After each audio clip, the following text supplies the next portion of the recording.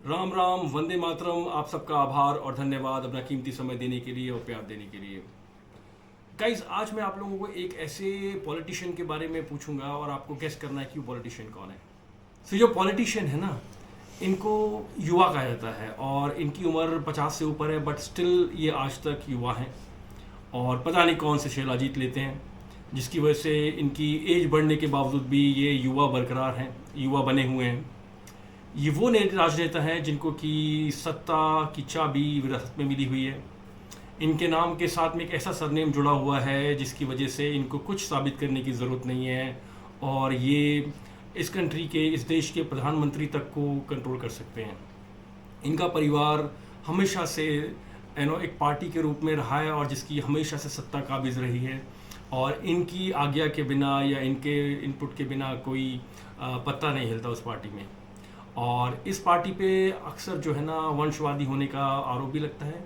तो ये जो राजनेता हैं इस पार्टी के शहजादे कहलाते हैं और इनका जो है एक्चुअल जो रिलीजन है वो कुछ और था, बट ये अपने आप को सीजनल हिंदू के नाम से जाने जाते हैं। ठीक है, ये वो राजनेता हैं जो पता नहीं कौन सा नशा करते हैं कि इनको देश में जो मन चाहे कहते हैं। मतलब एक तरीके का वर्बल डायरिया है इनको।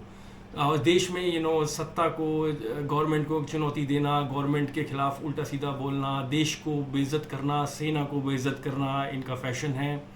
अभी हाल ही में इन्होंने एक कोई देश जोड़ो यात्रा चालू की थी, बट उसको देश को जोड़ने की बजाय तोड़ने का काम किया है। इनकी यात्रा के अंदर ऐसे बहुत से लोग आए जो असामाजिक तत्व थे, देश विरोधी तत्व थे, जो बाहर से फंडिंग लेते हैं, उस तरह के लोग थे। और इनकी आदत है, इनकी एक क्लासिकल आदत है कि देश में जो रहते हुए जो कहते हैं तो कहते हैं, बट ये जब विदेशों में जाते हैं ना तो इनके सही मायने में इनके सही रंग दिखते हैं।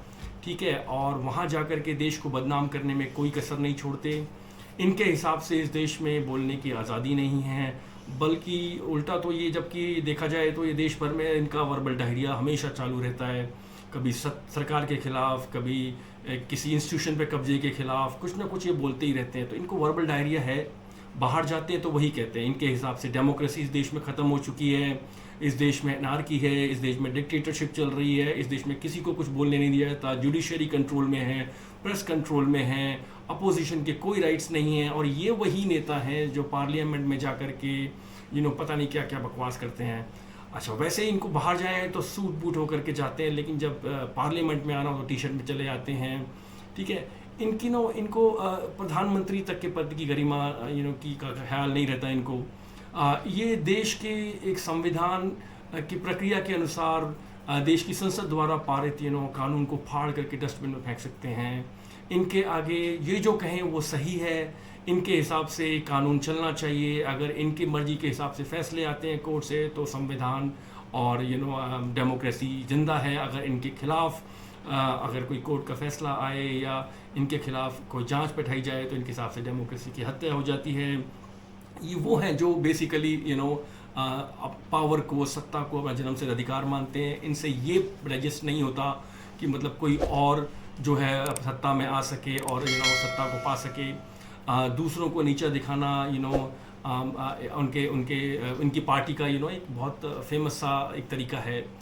छोटे गरीब लोगों को अगर वो ऊपर सत्ता में चले आए तो उनको बेइज्जत करना इनका शौक़ है। और इनकी एक टिपिकल सी बात है, अंग्रेजी बोलते हैं बाहर जा कर के। ये अपने आप को दिखाना चाहते हैं कि बहुत पढ़े लिखे, बहुत ही ज्ञानी नेता हैं, बट लेकिन इनसे अगर देखी जाए तो इनसे भाषण भी ढंग से नहीं दिया जाता।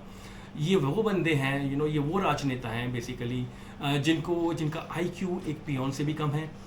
इस राजनेता को अपनी लाइफ में प्रूव करने की कोई ज़रूरत नहीं पड़ी।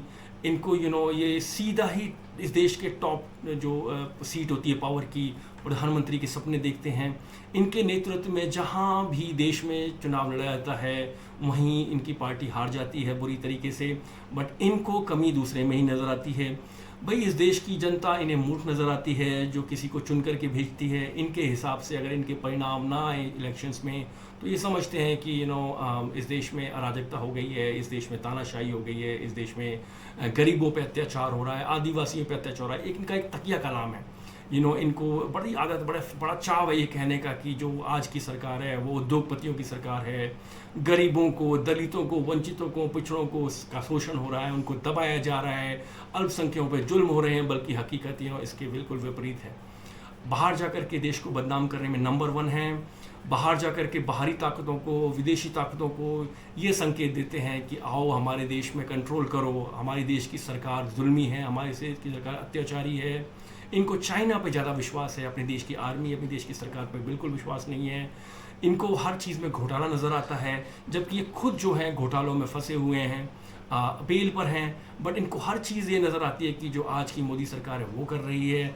इनको देश की कहते हैं कि इनको देश की न्याय प्रणाली पे बहुत विश्वास है, बट ये उल्टा उस देश की न्याय प्रणाली को ही नहीं मानते हैं जब इनके खिलाफ कोई समन आता है, इनके खिलाफ कोई मुकदमा चलता है।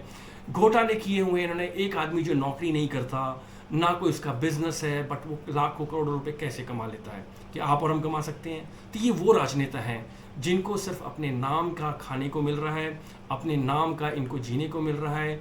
इनको लगता है कि सत्ता इनकी इनका जन्मसिद्ध अधिकार है।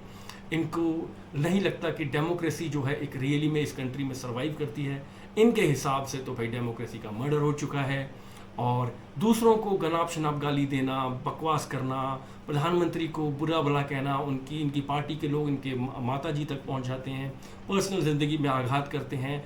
इनकी सरकारों ने, इनके पूर्वजों की सरकारों ने जो है संविधान के तहत कई सरकारों को गिराया, कई तरीके की मैनिपुलेशन की। इनके दौर में इनके पूर्वजों ने इमरजेंसी भी लगाई, बट इनको वो सब कुछ नहीं दिखता। इनके हिसाब से 2014 के बाद ही इस देश में सब कुछ गलत होने लगा है।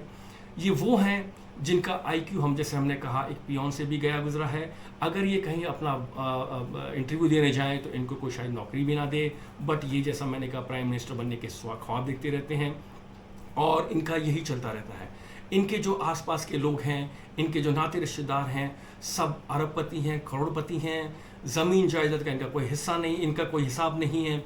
और ये वो राजनेता हैं जिनको लगता है कि बाहर जाकर के देश के बारे में गंदा बोलने से, नेगेटिव बोलने से, देश को नीचे गिराने से, गरियाने से, देश की संस्थाओं को नीचा दिखाने से, उनकी विश्वसनीयता पे सवाल उठाने से एक डेमोक्रेसी बहुत फल फूल रही है और एक देश का सम्मान होता है। इनके हिसाब से ऐसा लगता है।